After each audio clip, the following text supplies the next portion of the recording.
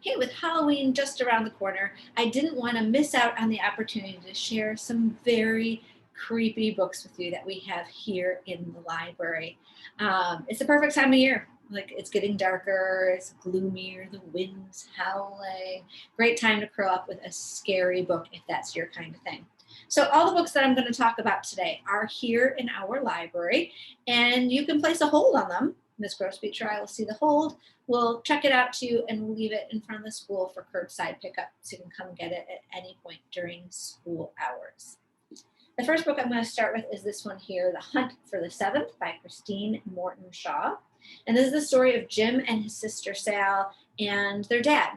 Their dad's just been hired as gardener on this really fancy estate. So imagine the kind of place that a lord or a lady, duke or a duchess would have lived in the 1800s, and you've got the right idea. So the dad's the new gardener, and the lord who lives there is odd.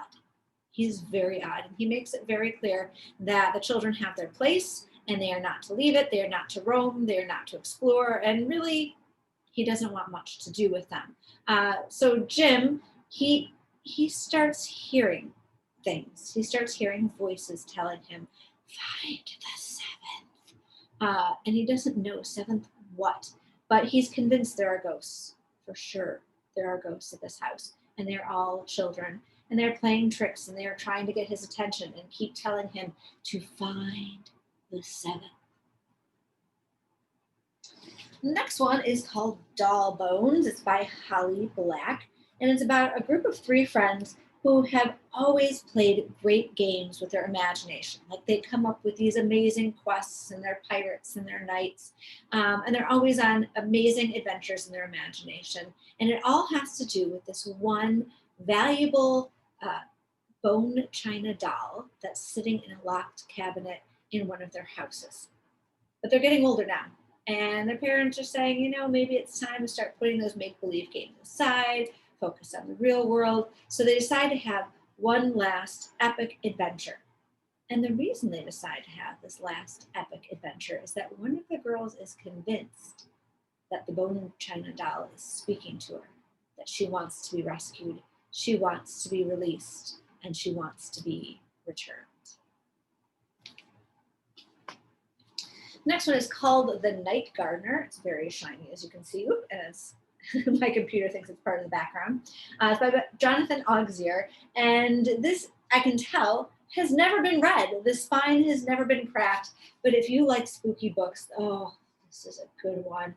So this is about a brother and a sister, Molly and Kit, I believe their name is, and they're orphans. They're on their own, no one to look out for them. So Molly decides it's her job to take care of the two of them. Her brother's kind of sickly. He's got an injured leg, doesn't walk real well. So she goes hunting for a job, and there's only one that she can find. So is all there is. She takes it, even though it seems like everyone is warning her away, saying they don't want this. So they go to live there. She is a caretaker. So in some ways, it reminds me of The Hunt for the Seventh. She's kind of like a caretaker in this old creepy house with this family that's definitely off. And there's something just wrong about the house. And it's not just the bumping in the night or the feelings of fear. There is something seriously sinister going on here. And it has something to do with the man who comes to water the trees at night. Okay, this next one's not creepy. This one's just funny and maybe a little suspenseful, but perfect for this time of year too. It's called The Last Kids on Earth, and you might know this one. It was turned into a show on Netflix, I think. It's by Max Brallier, and it's about a boy who thinks he is the last kid on Earth, that he's holed up in his treehouse trying to defend himself after the monster apocalypse. He's got all the weapons he needs. He's got all the video games he needs. He's ready for life after the apocalypse. So some very funny parts, some very suspenseful parts, but a great monster hunting story. This is another one where it doesn't look like the cover's ever been cracked, but super creepy. To the point at my last school, I even considered not putting it in the library because it's so creepy. So Serafina and her dad have been hired to take care of an old house. Doesn't this sound familiar now? Her dad is, I think, he fixes the plumbing and the panics, and she's not supposed to be there. So she hides. She's living in the basement with him, but no one really knows she's there until she's discovered one day by, I think, the son of the Lord at the Biltmore estate. Children are disappearing. They're just vanishing, and no one knows where, and no one knows why. And the young son there is afraid he's next. And Seraphina has seen something. She's seen a man in a black cloak, and no one will believe her, but she is convinced that he is taking children. Super creepy. The next one is a classic. I loved this book when I was a kid. I don't know why, because I don't like scary stories usually. I don't know if this one's terribly scary, but I really loved it. It's The Witches by Roald Dahl, about a boy who was an orphan, because when are kids not orphans in these stories? He's living with his grandmother, who teaches him how to identify a witch in the wild, how to go find people who look ordinary, but really deep down they're scary witches. And so he stumbles upon a meeting of all of these witches that have horrible, horrible plans for children. And before he can get away and tell anyone what's going on, he gets turned into a mouse. All right, moving on to one not quite as long, but oh my goodness, creepy, creepy, creepy. This is Coraline. And I know Coraline was made into a movie a number of years ago. I never saw it. The book was scary enough. It's a girl who moves into a new house, and it's a house that's divided. Like there's a mirror image on the other side, and like another complete opposite house that just reflects theirs. And there's a door that connects the two, but the door is always, always locked. Well, one night in the middle of the night, she gets up for some sounds I think she hears, and she discovers the door is open. And being a curious kid, she decides to go through it because she wants to explore this opposite house, but it is not what she imagined. There is another family there. There's like the really nice version of her own family, and they're not telling her mean things at all, but you know what's super creepy? They all have buttons for eyes.